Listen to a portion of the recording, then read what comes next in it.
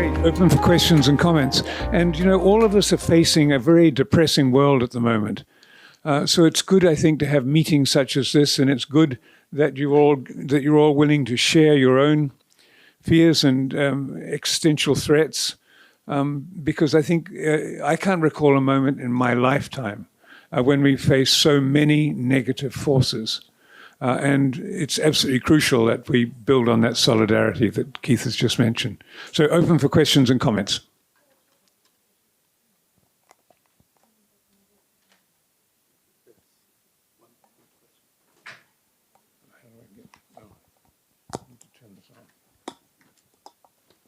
Thank you for a great seminar today. I have a question about Asia-Pacific region, a nuclear deterrence or nuclear non-proliferation environment. Without saying, in the case of Japan, United States is a key factor of supplying nuclear umbrella, and that's the key of non-nuclear proliferation around this area. But I feel like there is a possibility the United States will retreat from this region. So what do you think about United States' attitude toward supplying nuclear umbrella for Asia-Pacific region? Should we start considering alternative front to keep nuclear deterrence, especially the middle power countries like Japan, Australia, South Korea? What do you think about that? I'm going to take my role as a moderator to say I disagree completely, but I'd be very glad to hear what my colleagues think about it. You disagree with? I disagree with the notion of if extended deterrence is lifted, that will then automatically result in some proliferation of nuclear weapons to Japan, South Korea, and any other country that kind of wishes to move in that direction. I think we have to be abolitionists in relation to this. I don't believe that South Korea and Japan nuclear armed will make either of them safer. But my colleagues may disagree. I have great difficulties with this question, but it's facing us all the time. And it's also facing us in Norway, with Russia in the role that China has vis-à-vis Japan. And Norway has a great majority of Norwegians believe that they need the US nuclear umbrella, and they need membership in NATO. And in Japan, in a way, the idea of nuclear deterrence works to the extent that people believe that it works. And when the US behaves the way it behaves now, that belief is reduced. But then the alternative may be for Japan to seek rapprochement with China and understanding with China, rather than going for nuclear weapons, which is something I fear very much that Japan would do. We will completely destroy the peace agenda in the world and the idea of non-proliferation. So there is this belief that there was a nuclear umbrella that might disappear. And I think we should interrogate that a little bit more closely. It was never clear that an American president was going to sacrifice an American city in defense of Western European interests or even East Asian interests. So I think the umbrella was always pretty leaky, number one. Number two, what security need would proliferation by Korea, South Korea, and Japan serve? What is the threat for which this would deter? And I think there's no credible immediate threat to Japanese or Korean interests. I leave aside the question of North Korea for the moment, that would actually warrant proliferation. Number three, it would be incredibly costly. I don't have an estimate, but you do not snap a finger and build a nuclear bomb or an arsenal. And finally, the correct strategy is to engage China directly on issues that it is reluctant to discuss, which would be nuclear arms control, and on reassurance and no first use, and other kinds of policies within the region. This is a long-term agenda. China is building its nuclear arsenal for global reasons. But I think that time will come when there will have to be a sustained discussion that includes China. So arms control is the path, not proliferation. And building habits of dialogue between would-be adversaries. Okay. Just add one point. In international relations, there's a concept called the security dilemma. It means one country overestimate the threat from the other country, try to build a bomb, saying, okay, this bomb will protect my security. However, the consequence is the other country built another bomb. So make your security even less than your previous have. So I think that's the security dilemma faced by Japan and also some other country. But I agree with other colleagues. I think the so-called nuclear umbrella is questionable in the first place.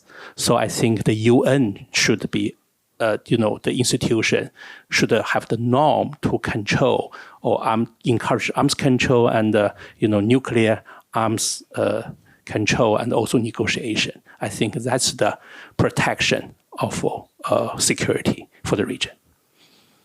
Yes, nuclear umbrellas to me are always a little bit leaky. Other questions and comments?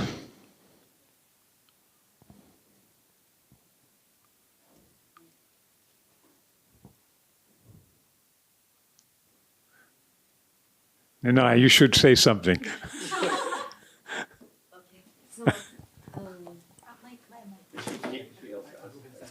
Oh, who did? Oh. Oh. Thank you so much. Thank you so much for the inspiring talk. And I'm thinking to promote peace and security, we really need hope, and especially for youth. I really felt through the election campaign 2 weeks ago. I learned a lot because Japanese young people don't have hope in the future, and they really think that adults don't think of themselves. They are only thinking of themselves, and they don't care about the future of young people. So I really hope, and these young people are only influenced by strong words, and the people who have power will do something. They expect such a thing, and they don't examine that what they are truly try to do. So they are influenced by very superficial informations. So I'm really scared about these things. So I have questions. So how can you give hope to young people? Otherwise, we cannot do. If we can't do that, we cannot make this world the very peaceful or secure world. Thank you. Great question, especially since 90% of the youth in Japan who voted in the election voted for Takeichi. Do you want to make a comment there on what gives hope to young people? I think we will answer that question after the break. All right. Are there any other questions? Oh, yes, I think there was somebody over there. Yeah. Thank you very much for thought-provoking discussion and inputs. In relation to the discussion of UN reform, some professor said Japan needs to work together along with China and North Korea. And I think it's quite challenging, but that's a very important point. And my question is about the Board of Peace, which is launched by the Donald Trump the other day, and we witnessed the multiple U.S. national flags in the middle of the stage, and the Trump's ambition is to replace the UN, and I'd like to ask the experts how would you evaluate the Board of Peace movement, and also that is because of that is quite concerning movement. So could you tell us a bit more about the movement? Thank you. That's a question that's very close to my heart. I worked very actively with my former colleague and mentor, Elise Boulding, to develop the U.S. Institute of Peace, and to see it now being suddenly renamed and rebranded as the Trump Institute for Peace given his ability to kind of create chaos wherever he goes, I think is really challenging. And from my perspective, the Board of Peace is an improbable coalition of improbable countries who are going to be able to do very little in relation to the kind of big conflicts that are around at the moment. But I'd like my colleagues' comments as well. Stein. I don't stop being shocked by anything that Donald Trump invents. And this Board of Peace, which should be set up with him as permanent boss. And then it should deal further with Gaza, not just with Gaza, but with other peace areas, other peace questions as well, and replace, in a way, the United Nations. This whole idea is so shocking to me that it could come up in the 21st century, because it's something that belongs to the age of sultans and kings and warrior kings and so on, who could decide everything. But it won't happen. In the wake of all the short-term initiatives that Trump invents, there will be some different kinds of chaos. To the extent that it works at all. The best thing is to let it die, the whole idea. And that is also related to the question of hope. There is a crisis now in hope, because so much hope is placed in people who are not going to deliver in the long term. So my inclination has all the time been that for the young people, the hope should be green. It should be about environmental technology and changes in the world that makes the world sustainable. This is something that you could hope and that could improve your life, even improve all the middle classes' life who do not expect to become richer. But I also say that the question of what can give hope is perhaps better answered by the women who take over afterwards than by us security men. Okay.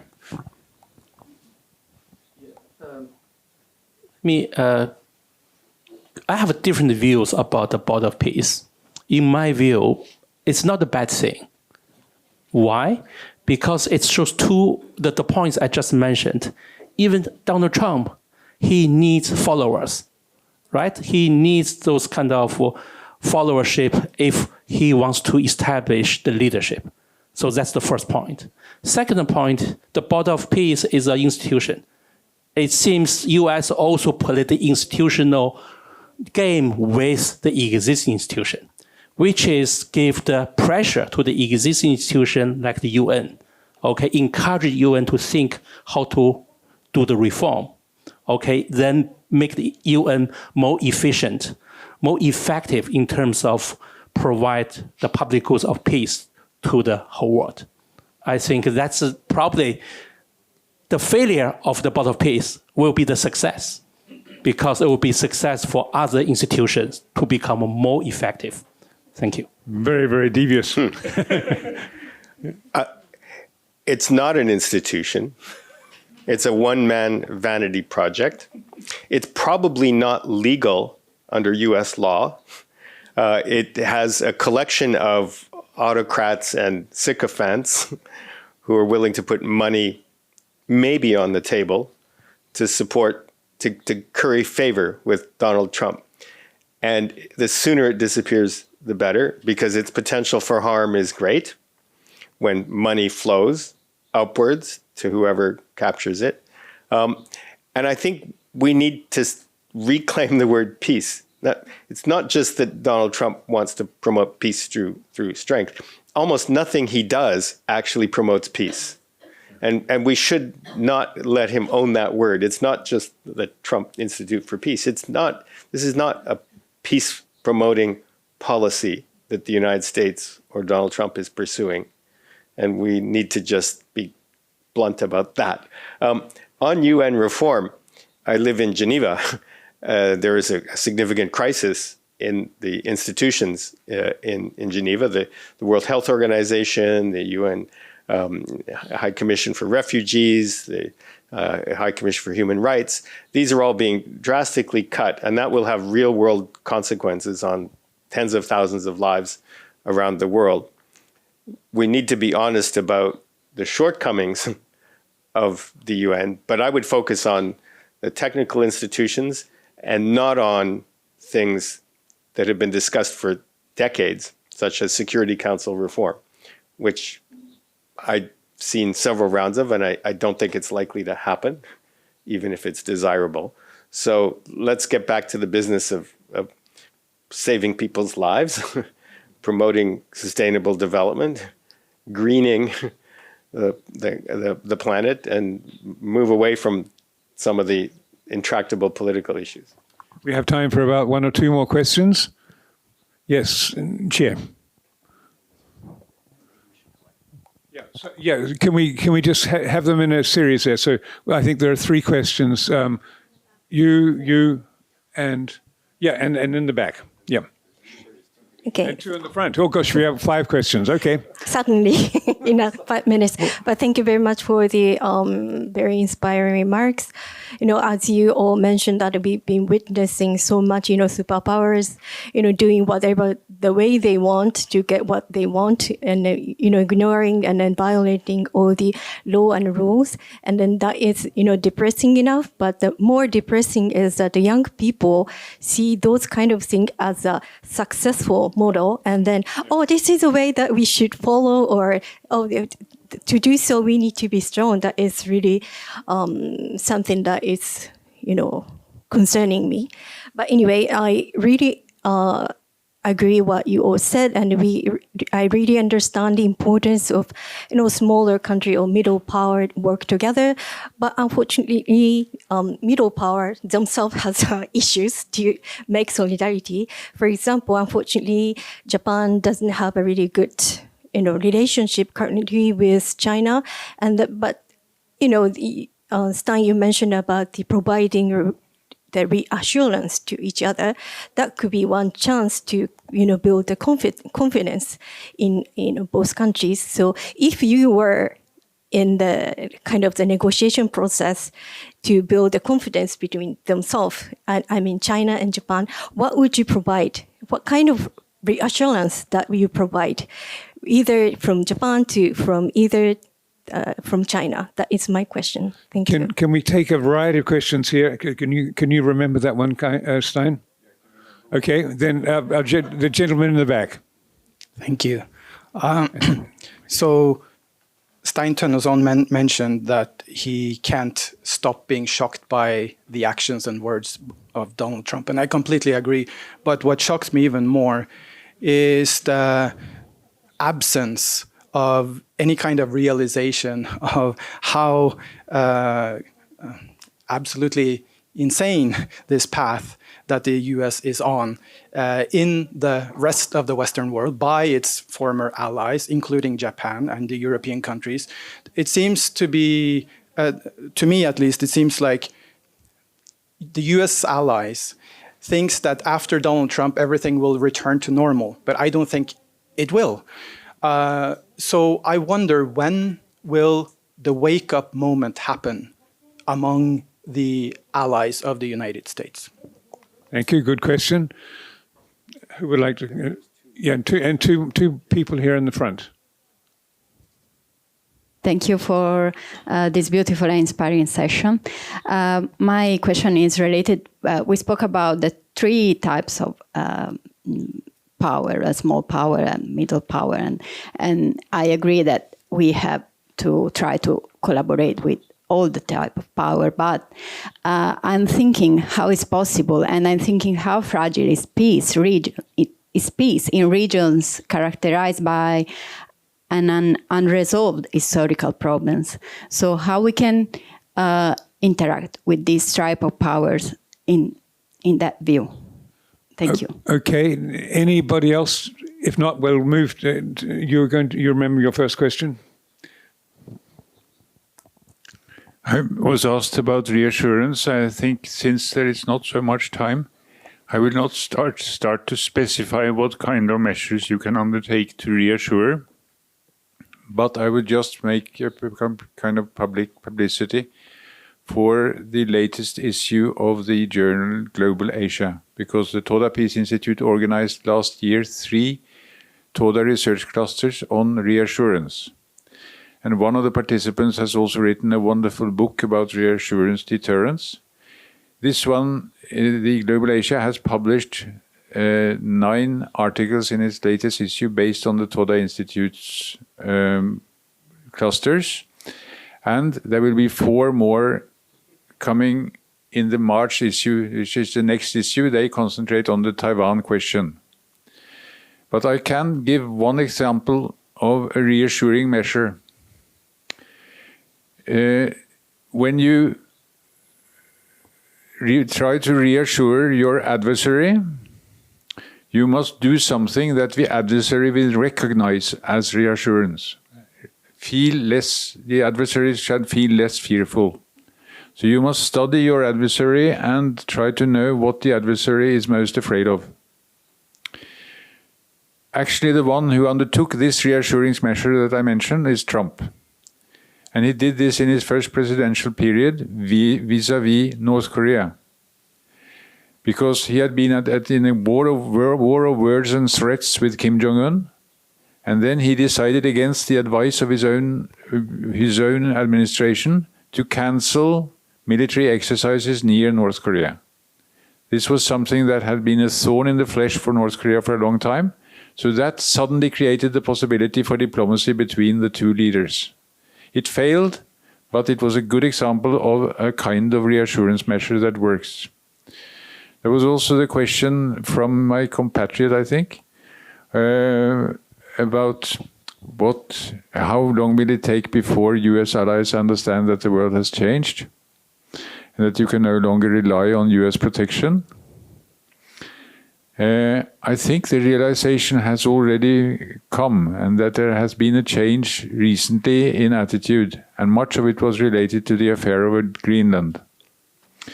But there is also a major other change, which is that US allies are now spending so much more money on armaments, so much investment of public resources is going into armaments. And these are not necessarily purchases from the United States, because that is what the United States would like, that they should pay for their own defense but buy American arms. But that wouldn't give security against the United States. So you now see a series of initiatives to build your own weapons with your own technology and reduce the dependency on the United States. So that is one of the tendencies. So the change is happening. And I agree with you that there is probably no return to this previous situation. Sorry. So long. Any brief comments from Kai and Keith before we go to tea? Just quick comments about the short-term gain versus the long-term gain between the politician and also for the nation. If I understand correctly, your question is, those politicians, they only focus on their power, is a short-term, they do not cooperate what the general public should do. Actually, I endorse what Keith talked about with kind of grassroots development. I think the people-to-people relations is really, really important, especially for the youth, young people. If they encourage them to have a more interaction with other youth from the other country, I think that's the foundation for the future cooperation in the next generation. I think the people-to-people cooperation is as important as the leader summit. I think that's also very important. Thank you. Keith, final comment. Yeah, Stein made the point that Greenland was a signal moment for West Europeans. They stopped appeasing Trump or trying to please Trump. There's still a belief in some quarters that it will go back to normal when he's gone, but even that, I think, is disappearing. The negative side is that all of these investments in military spending in Western Europe and elsewhere have consequences on social, economic, and other kind of programs. And they're not coupled with any thinking about what is the future security architecture beyond the current crisis, Russia, Ukraine, United States. So we need to think forward past the current crisis and try not to get ourselves in a trap of arms racing. Thanks very much, and it gives me great pleasure now to on behalf of all of you, to thank our panelists and dialogue partners, Kai He, Keith Krause, and Stein Tønnesson.